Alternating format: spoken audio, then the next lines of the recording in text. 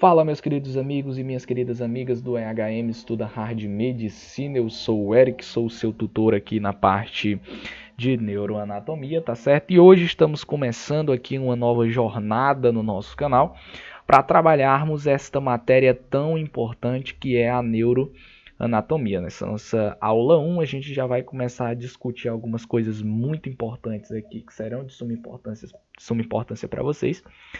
Tá certo? E devo dizer que estou muito empolgado em trabalhar aqui essa matéria que é a neuroanatomia, tá? A neuroanatomia, como de um modo geral, ela é uma das partes da anatomia. A gente precisa estudar, assim como a gente estuda tórax, a gente estuda abdômen, a gente estuda membro superior, membro inferior, cabeça e pescoço. Entretanto, a neuroanatomia, pelo seu refinamento e a sua complexidade, a gente precisa separar ela numa cadeira. Eu não diria numa cadeira, mas numa matéria específica, né, para que ela possa ser estudada, porque ela é muito importante e bem complicada, tá? Mas a gente vai aí conseguindo desenrolar na medida do possível, tá certo?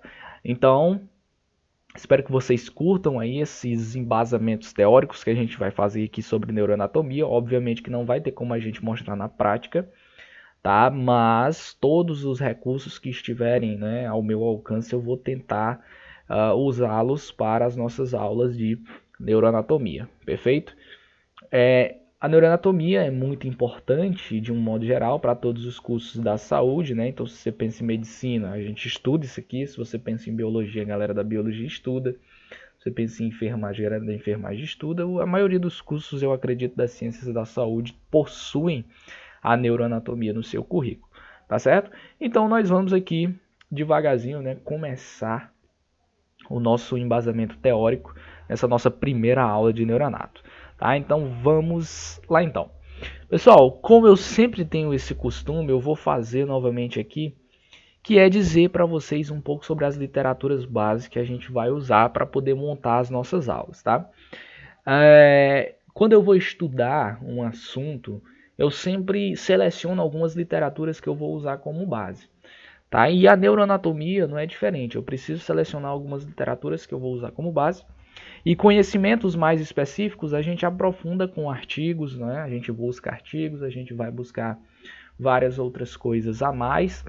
Porém, livros, a gente precisa delimitar os nossos livros que nós vamos estudar teoricamente, porque não adianta você estar estudando, você está com quatro livros para ver a mesma coisa, né? Só para estar vendo ali qual é a diferença do que eles estão fazendo.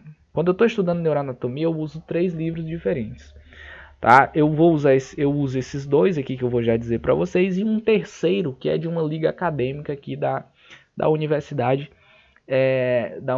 Estadual do Ceará, um livro muito bom. Inclusive, depois quem quiser pode me pedir aí a recomendação, que eu irei recomendar um livro muito bom, tá certo? Um livro que é um compilado, né, de um estudo muito bem elaborado, e ele acaba sendo bem resumido e vai bem direto ao ponto, que eu acredito ser muito importante, muito embora ele omita algumas coisas por conta de que o foco do livro nem era tanto esse. Apesar de que é um livro teórico, mas ele é bem mais objetivo. Eu diria isso, ele é bem mais objetivo, tá? Mas de um modo geral, nós vamos usar aqui a terceira edição de Neuroanatomia Funcional, do Ângelo Machado, da Lúcia Machado, certo? Um livro extremamente bom, é base, aí é literatura base na maioria dos cursos, tá certo? De medicina. Essa terceira edição do livro de Neuroanatomia do Ângelo Machado. Se você está com uma edição mais recente, muito bom. Se você está com uma edição mais recente, muito bom. Entretanto, se você está com quaisquer edições anteriores à terceira, tenham um pouco de cuidado, porque muitas coisas não haverão nessas literaturas anteriores, tá? Na segunda edição de Neuroanatomia, por exemplo, nós temos lá uma tabelazinha na medula, quando nós estivermos estudando medula, que vai falar sobre os tratos de vias ascendentes e os tratos de vias descendentes, tá? E aí não tem, salvo engano, os tratos de vias descendentes. Não vai ter, ou é o de ascendentes, não lembro agora, na segunda edição, que já vai ter na terceira edição. Então a gente tem que ter esse certo cuidado, porque geralmente essas tabelinhas acabam ajudando a gente, e qualquer coisinha a mais que você muda de uma edição para outra já faz já tem uma fundamental diferença, né? Então, se vocês puderem usar aí a terceira edição também, se vocês puderem estar usando a terceira edição da Neuroanatomia Funcional, vocês vão estar aí bem, como é que eu posso dizer, bem embasados, eu diria assim, com uma literatura muito boa, tá certo? E se você tiver qualquer outra edição mais recente, né, melhor ainda, tá? Então, terceira edição do Neuroanatomia Funcional, aliás, eu nem sei se tem alguma edição mais recente, mas enfim, a terceira edição é o que eu vou usar aqui, vai ser importante para nós todos, tá? Do Ângelo Machado, da Lúcia Machado. Esse livro eu acredito que você encontre ele em PDF pela internet, tá? E nós vamos usar aqui também, pessoal, a sexta edição do Neuroanatomia Simplificada do professor Eros Abrantes. Tá? Esse livro ele é um livro um pouco mais complicado de você encontrar ele em PDF, talvez você ache, não sei. Mas eu uso ele aqui físico mesmo. Tá? Vou buscar sempre na biblioteca quando eu estou estudando neuroanatomia, porque é um livro muito bom, é um livro mais antigo e é um livro que ele é muito denso em relação a conteúdo, né? Ele explica muito bem, uma linguagem muito bem simplificada, como o nome já está dizendo, sem deixar de perder o seu rigor. Tá? Então é um livro muito bom. Se vocês conseguirem encontrar essa outra literatura base aqui para vocês, vai ser de suma importância para o estudo de vocês na neuroanatomia. Perfeito? Bom, como de costume, aulas em slide, né? Aqui eu conversando com vocês, fazendo essa conversação, e o slide vai estar sendo aqui usado como base para a gente, tá certo? Eu não costumo dividir em vários slides, eu não faço um slide, 2, 3, não. Esse slide que eu estou começando a fazer agora, ele vai ser o slide que eu vou usar por todas as aulas. Então vai chegar momento em que vocês vão ver aqui embaixo, ó, o número 147, é porque realmente eu estou no mesmo slide. Então geralmente eu só posto esse slide na descrição no último vídeo da playlist. Então, muito provavelmente, se você está vendo essa nossa playlist e ela já foi encerrada, eu já gravei tudo de neuroanatomia, tá? O que você vai fazer? Você vai pular lá no último vídeo, tá? E vai baixar esse slide. Você baixa o slide e aí você pode ir acompanhando, tá certo? Devo adiantar uma coisa para vocês. A aula vai ser mais importante do que o slide, porque no slide eu não vou conseguir colocar coisas demais. Até porque não faria o mínimo sentido eu estar colocando muitas coisas no slide. Eu fiz isso em embriologia e não gostei muito, porque tinha hora até que eu me atrapalhava, porque eu quis fazer algo diferente. Eu quis colocar esquemas resumos na embriologia, quando eu estava dando embriologia aqui no canal, tá certo? Eu quis trazer esquemas resumos, dos resumos que eu tenho aqui escritos. Eu quis trazer esses mesmos esquemas, mostrar para vocês aqui, tá? Assim, foi bom, deu para tratar tudo de um modo geral, de um modo bem simples. Porém, assim, eu fiquei muito naquela de ler slide, e eu não gosto muito disso, tá? Então aqui a gente vai ter um slide um pouco mais simples, de modo que você ouvir eu falando vai ser mais importante ainda. Então o slide vai ser mais simples, mas sem perder o seu rigor, vai ser objetivo. E aí eu vou aprofundar na minha fala aqui, é por isso que vai ser de suma importância você manter essa atenção na aula, ter o seu caderno aí do lado para estar anotando o que eu vou estar dizendo. Beleza? Alguns materiais serão colocados na descrição. Por que eu digo aqui vez ou outra?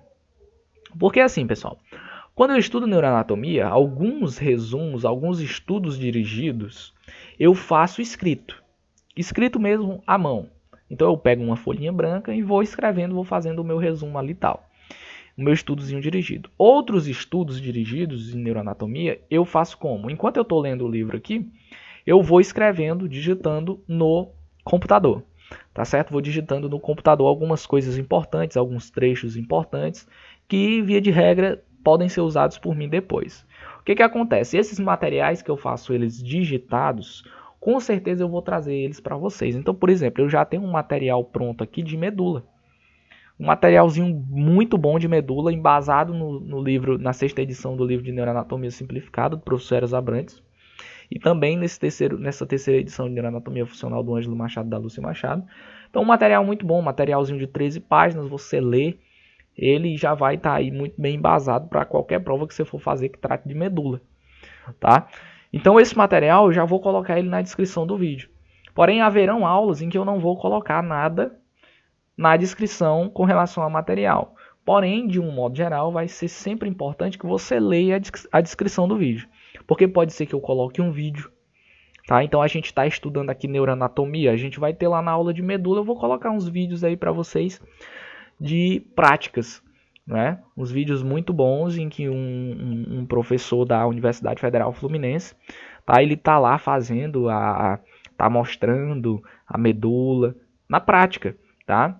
Então é importante vocês estarem sempre vendo o que eu escrevo na descrição, muito embora nem sempre haverão coisas escritas na descrição.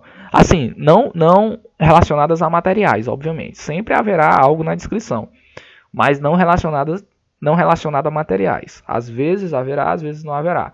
Como é que eu faço para ter certeza se tem ou não? Eu vou ter que olhar, tá certo? E as aulas, né, serão expositivas com comentários necessários o suficiente, certo? Então, vou jogar no slide aqui, a apresentação no slide, e na medida que for necessário, vamos fazer os comentários, tá, que são pertinentes a cada assunto, perfeito? Então é importante deixar isso claro desde já, para que você não tenha nenhum problema aí na frente, perfeito? Vamos adiante então, começar de fato a nossa aula 1, que é de relações filogenéticas e embriologia do sistema nervoso. Como é que eu vou fazer? Na parte 1 a gente vai discutir relações filogenéticas e na parte 2 embriologia do sistema nervoso. Eu ia colocar tudo junto nessa aula. Só que como eu precisei fazer essa introdução, e eu não queria dividir em 3 aulas, eu não queria fazer introdução à neuroanatomia, fazer relações filogenéticas e embriologia do sistema nervoso, em 3 aulas. Na realidade essas 3 aulas eu ia colocar só em uma. Eu queria dar a introdução à nossa playlist de medula, a nossa playlist de sistema nervoso. Queria fazer a aula de relações sinogenéticas e de embriologia do sistema nervoso juntos. Só que eu vi que ia demandar muito tempo. Talvez esse vídeo ele fosse um vídeo de 1 hora, 2, quem sabe até 3 horas, né? A depender da situação. Então, como eu vou ter que me estender em alguns momentos, eu achei melhor fazer esse vídeo de introdução em relações filogenéticas junto e separar o de embriologia do sistema nervoso.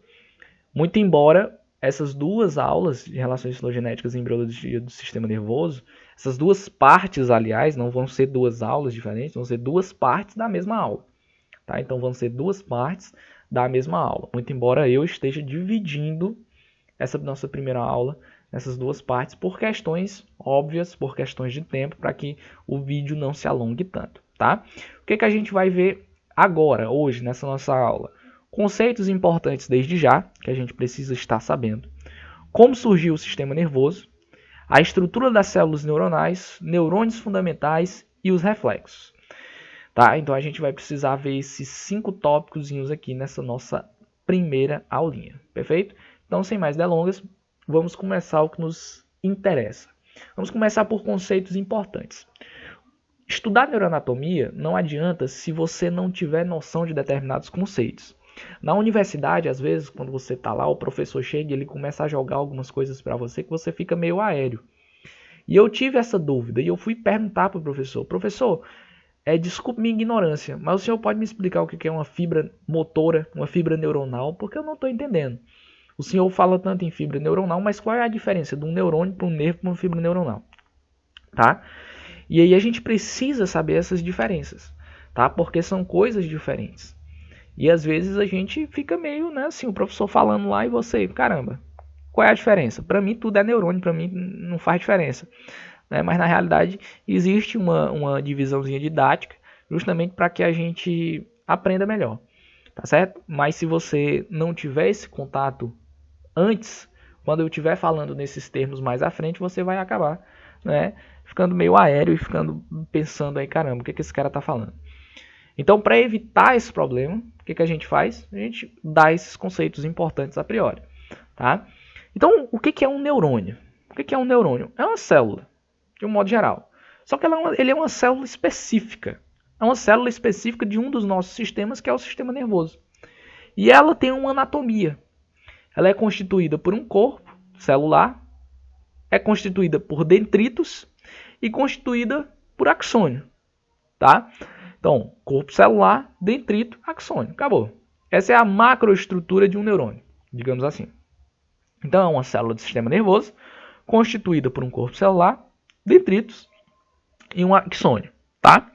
Esse axônio, desde já devo adiantar para vocês, ele tem tamanhos variáveis.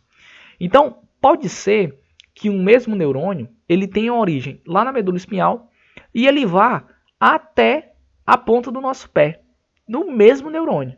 E aí você, caramba, que neurônio grande. Realmente, os neurônios eles podem ter tamanho muito grande.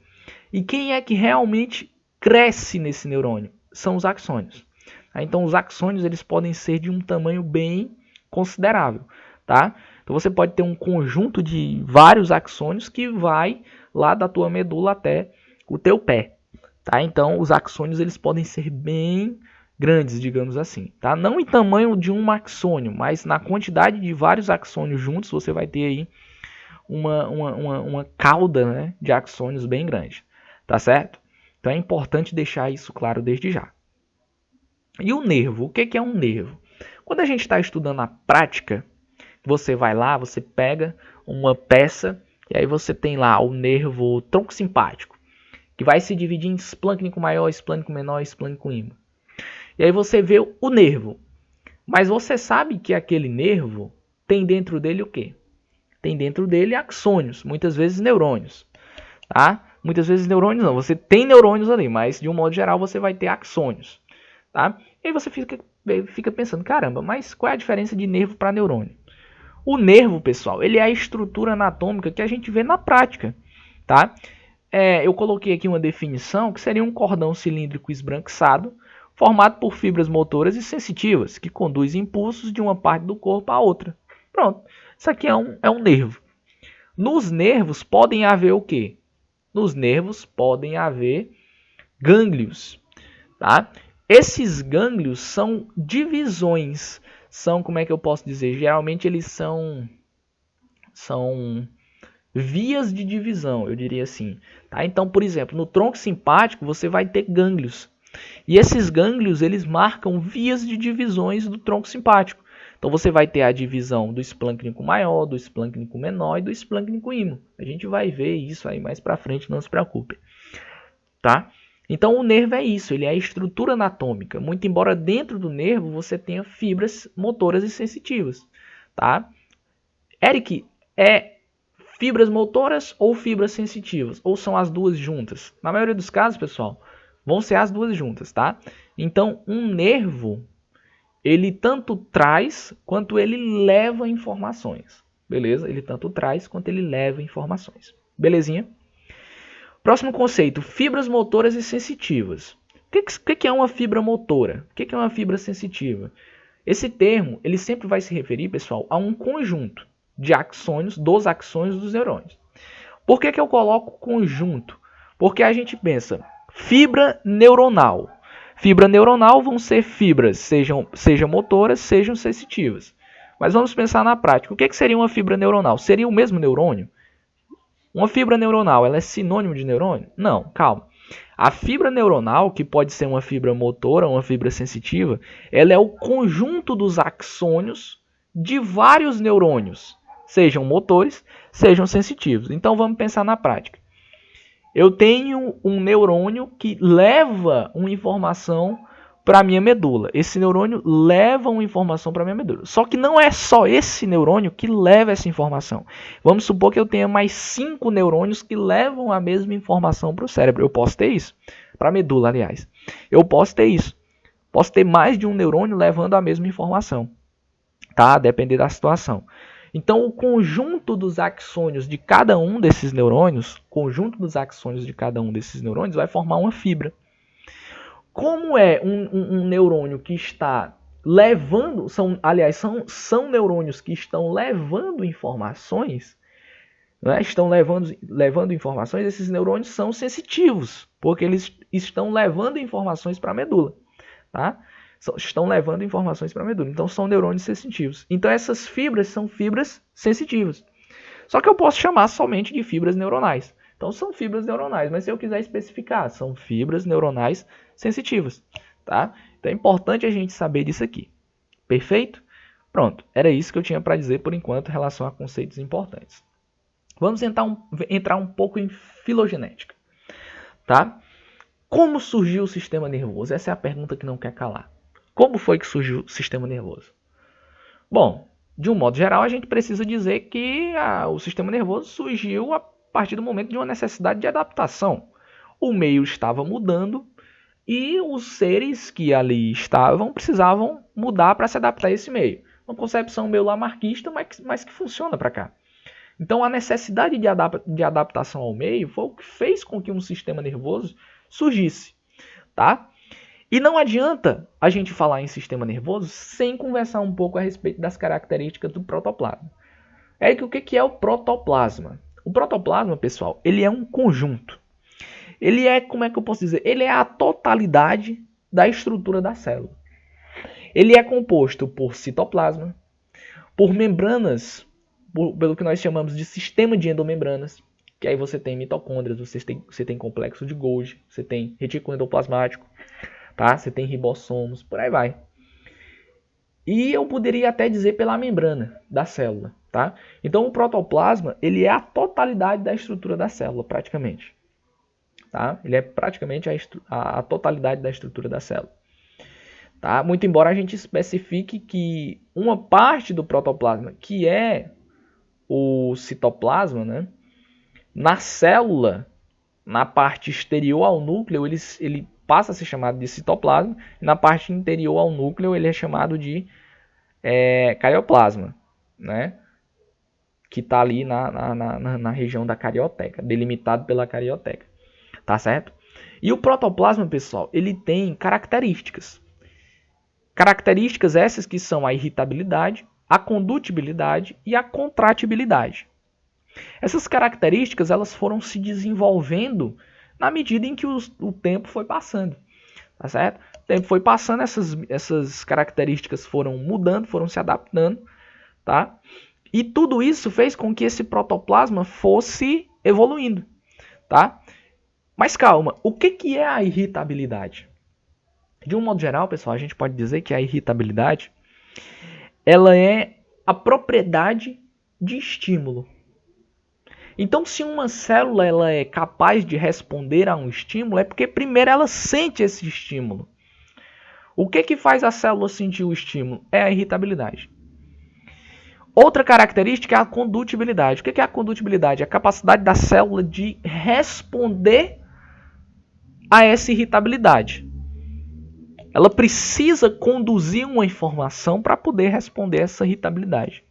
E a contratibilidade é a resposta. Então a irritabilidade sentiu, a condutibilidade respondeu e a contratibilidade é a resposta em si, prática, tá? Então a célula ela muda, ela pode ter adaptações ao meio, a depender dessas três coisas: irritabilidade, condutibilidade e contratibilidade. E há evidências que dizem que provavelmente os primeiros neurônios que surgiram dessa adaptação do protoplasma, tá? Surgiram dessa necessidade do protoplasma de ter irritabilidade, de ter condutibilidade, de ter contratibilidade, de sentir, de responder, tá certo? A determinados estímulos, surgiu provavelmente, tá? Nos selenterados, os primeiros neurônios. O que são os selenterados? São um filo, tá? Um filo que engloba aí as esponjas, né? Se eu não me engano, as anêmulas e por aí vai. Eu nem lembro muito disso aqui não, tá certo? Isso aqui é mais para a galera da biologia, beleza? Então vocês podem aí estudar zoologia depois e vocês vão ver isso aqui. Então, muito provavelmente, pessoal, os primeiros neurônios eles tenham surgido aí nos selenterados, tá? E aí por isso que eles são tão importantes, tá? Depois, com o passar do tempo, isso em uma janela cronológica bem distante, tá certo? A gente vai ter o surgimento nos platelmintos e nos anelídeos de uma diferenciação marcada pelo surgimento de um sistema nervoso central e de neurônios especializados em levar e trazer informações. Enquanto uma célula de um selenterado, ela tanto sentia, quanto ela conduzia, quanto ela respondia a um estímulo, agora você vai ter células especializadas em levar e em trazer e em responder determinados estímulos. Então vamos trazer para a gente. Na nossa pele nós temos receptores chamados de receptores de Pansini. Esses receptores eles vão estar atrelados a um determinado estímulo externo. Quando esse determinado estímulo externo ocorre, você sente porque na sua pele tem receptores de Pansini. Isso é irritabilidade. E aí você vai conduzir por intermédio de um neurônio aferente, que eu vou já falar para vocês. O neurônio aferente, que é um neurônio sensitivo, tá? É um neurônio sensitivo. E aí você vai ser capaz de responder a esses estímulos por conta da presença de um neurônio eferente. Então já é algo relacionado ao quê? A contratibilidade, a resposta. Tá? Então você tem o estímulo, você tem a condução e você tem a resposta. Então são células diferentes. Você tem uma na pele responsável por sentir o estímulo, outra por conduzir essa informação e a outra por responder essa informação. Então você tem uma adaptação a cada uma dessas funções para determinadas células. Isso surge quando? Com o surgimento do sistema nervoso. Tá? Com o surgimento do sistema nervoso. Já os celenterados não, a mesma célula fazia tudo isso. E outra, o neurônio dos celenterados, ele era um neurônio que possuía o corpo celular bem mais superficial. Tá? Lá nos celenterados, esse corpo celular é bem mais superficial. Quando você já chega nos platelmintos e nos anelídeos, esse corpo celular do neurônio, ele já está muito mais próximo do sistema nervoso central. E em nós, humanos, a maioria dos nossos neurônios, eles possuem corpo celular dentro da medula espinhal. Com a exceção, né, obviamente, dos neurônios pós-ganglionares, né, que eles são neurônios que ficam lá fora, né, ficam fora da medula, tá? A exemplo dos neurônios sensitivos, eles possuem corpo celular fora da medula, por exemplo, tá? Enquanto a maioria dos outros neurônios, os neurônios motores, né, que vão inervar músculos e por aí vai, são corpos celulares, né? Os corpos celulares desses neurônios estão dentro da medula espinal. Beleza?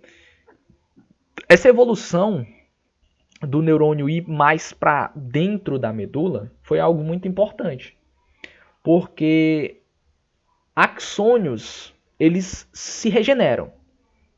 Caramba, que informação pesada. Axônios se regeneram. O que é que não se regenera? Corpo celular.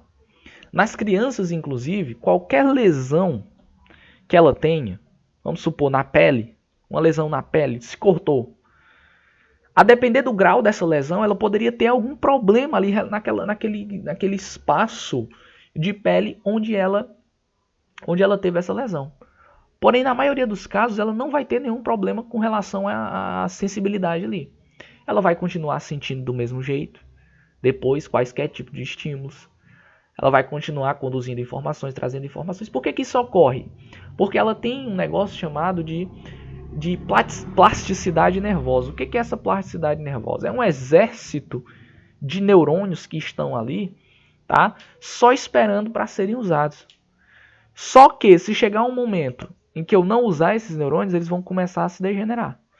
E aí vai ficar só aqueles lá suficientes para exercer aquela função.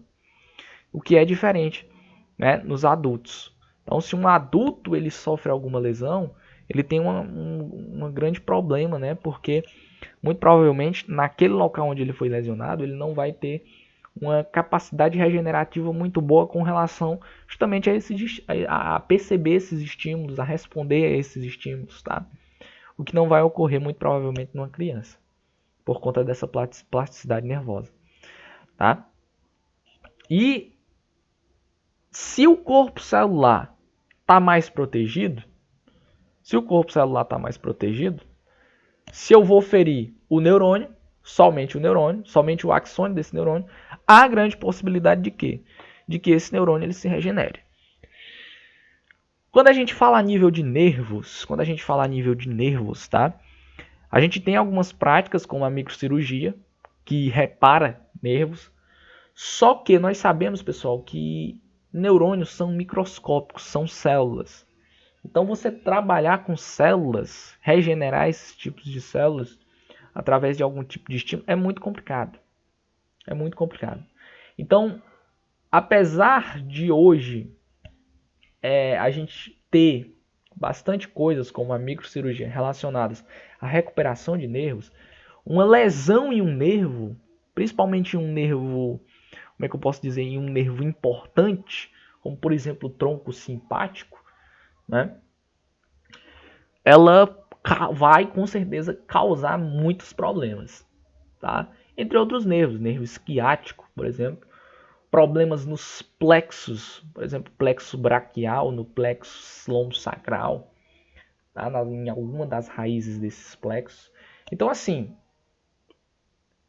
de um modo geral, lesionar nervo não é bom, tá? É por isso que a galera fala que não se recupera. Na verdade, se a gente for analisar do ponto de vista microscópico, o que não regenera de jeito nenhum é o corpo celular. Então é por isso que o corpo celular ele é bem protegido, ele está mais dentro da medula.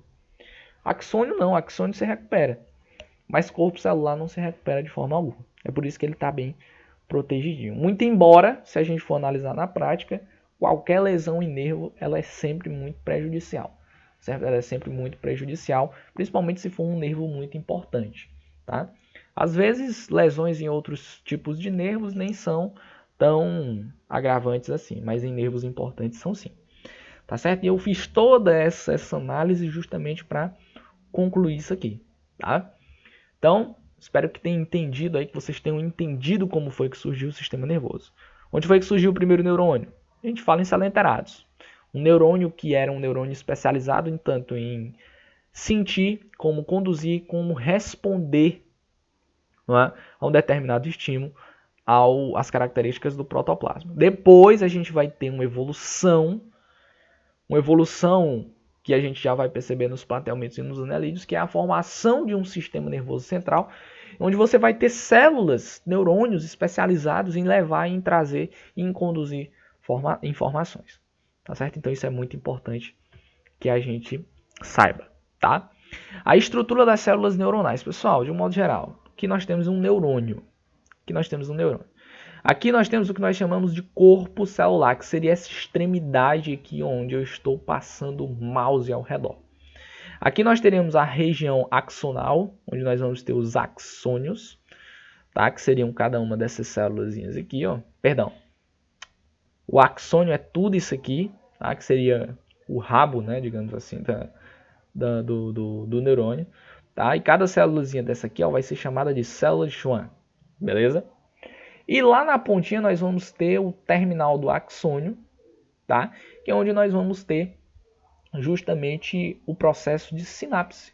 Onde ocorrerão aqui algumas, tanto ocorrem sinapses desse lado, pessoal, quanto ocorrem sinapses desse lado. Só que a gente costuma aprender mais que só ocorre sinapse do lado terminal do axônio, né? O lado terminal do axônio. Tá? Não é bem verdade. Tá? Esse lado terminal do axônio, ele vai ser um lado, se a gente for analisar do ponto de vista dos neurônios tanto aferentes quanto eferentes, ele vai ser um lado que ele vai estar mais voltado para a musculatura, como por exemplo. Tá? Então você tem lá aqueles receptores, você tem lá fibras que estão chegando nos músculos, etc. E tal, todas elas vão ser de terminações axonais. Então serão terminais de axônios. Tá? Os corpos celulares eles vão estar voltados mais para medula, para dentro, né? Para a parte da medula. Tá certo? Aqui nós temos o corpo celular, como está sendo mostrado aqui, né? Cada galinho desse aqui, como se fosse de um galinho de uma árvore, né? Sem folhas, né? Seriam os dendritos. Tá? Esses dendritos vão ser muito importantes no processo de transmissão dos impulsos nervosos. Tá? Aqui dentro do corpo celular nós temos mitocôndrias e nós temos um núcleo, tá? De suma importância. Revestindo toda a região axonal, nós vamos ter uma bainha que nós chamamos de bainha de mielina, né? Mielina que é um bioquímico, né? Um bioquímico não ficou legal, um composto químico, agora sim, um bioquímico, né? O pessoal da bioquímica deve ter ficado com raiva de mim agora. Mas é uma substância química, né? É a mielina de característica lipídica, né? Que está aí relacionada com a isolação, né? É um isolante, serve como se fosse um isolante aqui para melhorar, né, a transmissão do impulso nervoso, tá? Você tem aqui o nodo de Ranvier, que seria essa interligação entre cada uma das células de Schwann, e obviamente aqui as células de Schwann, tá certo? De um modo geral, depois a gente pode trabalhar cada uma dessas partes em específico, mas não nesse momento. Nesse momento a gente estuda só a macroestrutura do neurônio. Tá? Então, células de Schwann, nodo de Ranvier, bainha de mielina, núcleo, mitocôndria, corpo, dendrito, axônio terminal do axônio, terminações axonais. Perfeito? Vamos adiante. Neurônios fundamentais. Quando eu digo fundamentais, pessoal, são realmente neurônios fundamentais. Que são fundamentais porque eles vão estar relacionados à maioria dos processos de levar e trazer informações. Muito embora mais na frente a gente vai precisar estudar alguns outros tipos de neurônios, como por exemplo quando nós estivermos lá na medula eu vou mostrar para vocês os neurônios radiculares, eu vou mostrar para vocês os neurônios de axônio longo, os neurônios de axônio curto, e aí esses neurônios de axônio grande vão se dividir em neurônios radiculares e em neurônios cordonais. Os neurônios radiculares vão se dividir em neurônios somáticos e viscerais. Os neurônios cordonais vão se dividir em de projeção e acessórios, que eu vou já falar para vocês aqui, que são neurônios fundamentais. Enquanto esses neurônios somáticos lá, que eu já havia dito, vão se dividir em alfa e em gama.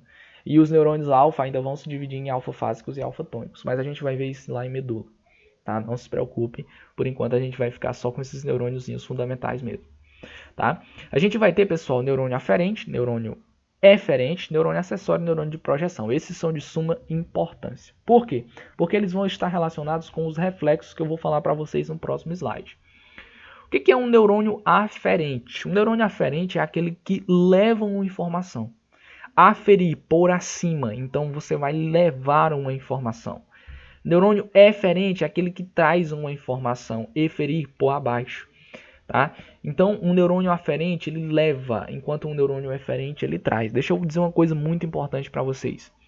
Essa classificação em neurônio aferente e neurônio eferente, ela não é algo, como é que eu posso dizer, sólido. Ela é algo maleável.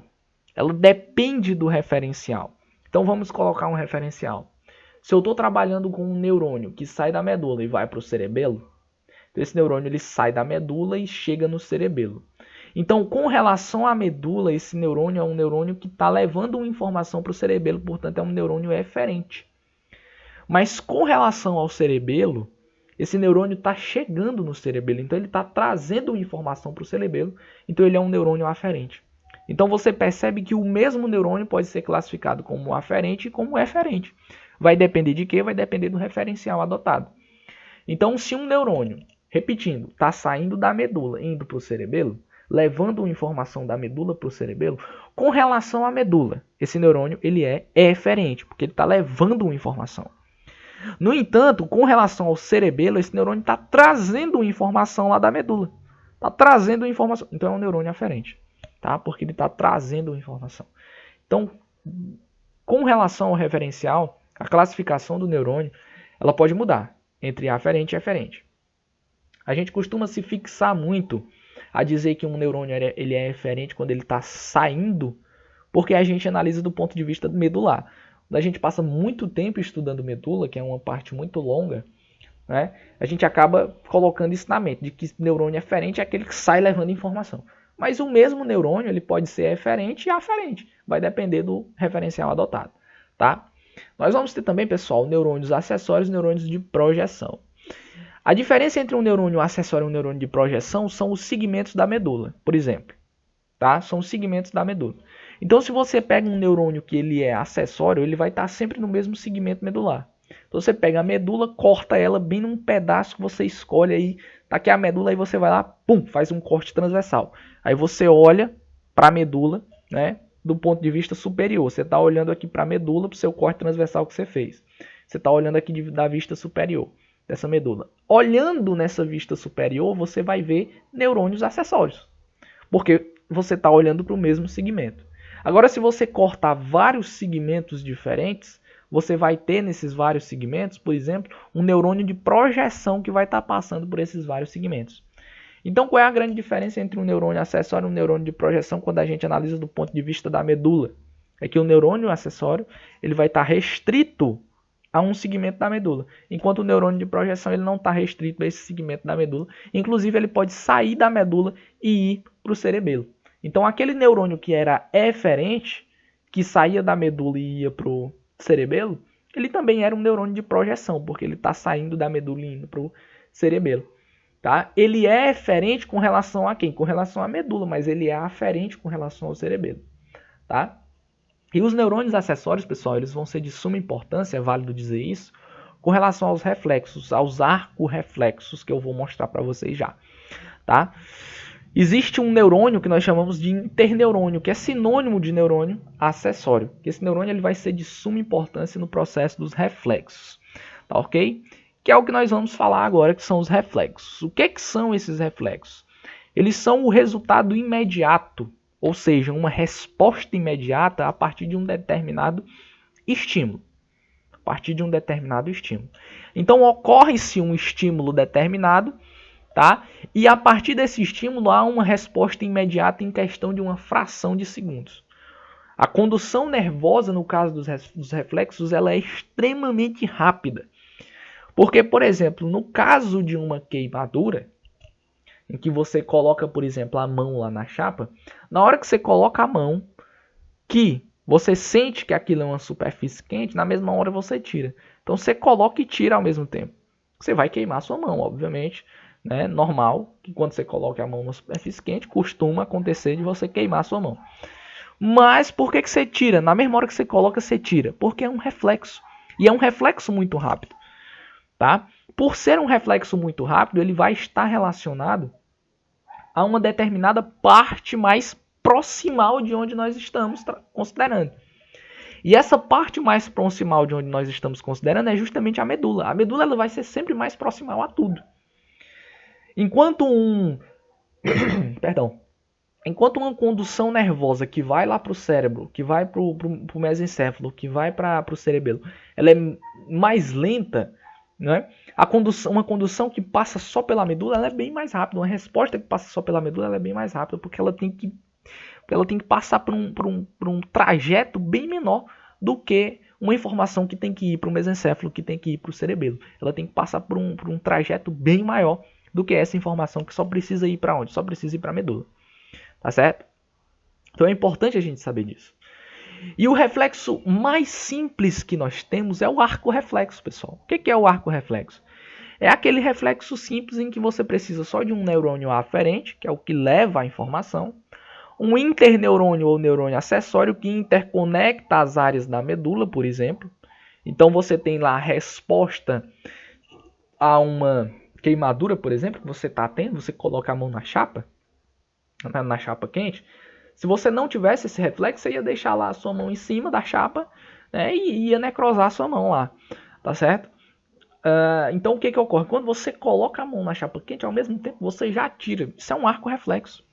É um reflexo muito rápido. Então ele é um reflexo que ele vai até a medula, através de um neurônio aferente. Chega lá, você já tem um interneurônio conectando as duas colunas da substância cinzenta que a gente vai ver mais à frente. Não se preocupem, não se assustem com isso. Tá? Interconectando a coluna dorsal à coluna ventral, para que saia outro neurônio aferente, imediatamente vá até o músculo e conduza uma resposta a esse estímulo que foi colocar a mão na chapa quente. E qual seria essa resposta? Seria tirar a mão imediatamente. Tá certo? Um arco reflexo bem tradicional, pessoal, seria justamente esse que eu falei para vocês, em você colocar a mão no fogo. Mas outra, como é que eu posso dizer? Outro arco reflexo muito comum seria esse aqui, ó. Então, o camarada vai lá, pisou no prego. Pisa num prego. Ao mesmo tempo que você pisa no prego, né, ao mesmo tempo você já tira logo. Você pisou, sentiu que doeu, tirou. Tá? Então você pisa, sente que dói, tira. Então isso é um arco reflexo. Ele é um reflexo rápido. Ele não foi um reflexo que foi até o mesencéfalo. Porque se tivesse ido, você só ia perceber que você pisou no prego alguns segundos depois. E isso aqui é questão de fração de milésimos. Você pisa, você já tira ao mesmo tempo. Tá certo? Então o que ocorre? Tem um neurônio que está levando, olha só, essa informação. Esse neurônio é um neurônio aferente em relação à medula, porque é um neurônio que está levando essa informação. É um neurônio que ele está chegando aqui, ó, por uma parte da medula, tá? Por uma parte da medula. E aí aqui você precisa de um outro neurônio que vai interconectar essas partes da medula. Perceba que nós estamos analisando a substância cinzenta, tá? Então um neurônio que vai interconectar essas partes da medula, tá? Para que esse neurônio que trouxe a informação se interconecte com um neurônio que vai levar uma resposta a essa informação. Então o que ocorre? Veio aqui a informação de que eu pisei no prego, chegou aqui na coluna dorsal da substância cinzenta. Tem um interneurônio, que é o neurônio acessório, que também é chamado de neurônio relé, tá certo? Que vai levar aqui essa informação para o neurônio eferente, dizer para ele, neurônio eferente, olha, pisou no prego, mas não era para pisar, retire. E aí o que o neurônio eferente vai fazer? Vai levar essa informação até o músculo vai contrair suas fibras, vai fazer com que você tire o pé imediatamente. Isso aqui eu falei extremamente lento para vocês, mas isso aqui ocorre em uma fração de segundos, uma fração diminuta de segundos, tá certo? Uma coisa importante que eu disse na aula também, e que vale a gente ressaltar aqui, os neurônios eferentes, eles possuem essencialmente os corpos celulares dentro da medula.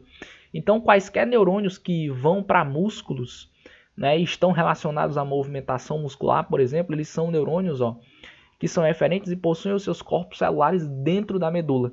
Enquanto outros neurônios aferentes, eles são neurônios que possuem o seu corpo celular fora da medula. Então, são neurônios pós-ganglionares. Esses neurônios sensitivos, né, um neurônio sensorial, como a imagem chamou aqui, esses neurônios sensitivos, neurônios aferentes, eles são pseudo-unipolares. Enquanto esse outro neurônio aqui, ele é um neurônio multipolar. Tá certo? É um neurônio que tem vários polos. Tá certo? Tem esse polo aqui, mas lá na outra ponta ele vai ter vários polozinhos. Tá certo? Importante a gente salientar isso. Isso aqui, determinação de um arco reflexo, uma resposta rápida, um reflexo simples, que só precisa de um neurônio que leva a informação, um neurônio que traz a informação e um interneurônio, um neurônio acessório que conecta esses dois neurônios por intermédio, aí, passando, né, de um lado da medula para o outro lado da medula, tá certo? Com relação à coluna, né, de uma região dorsal para uma região ventral, perfeito?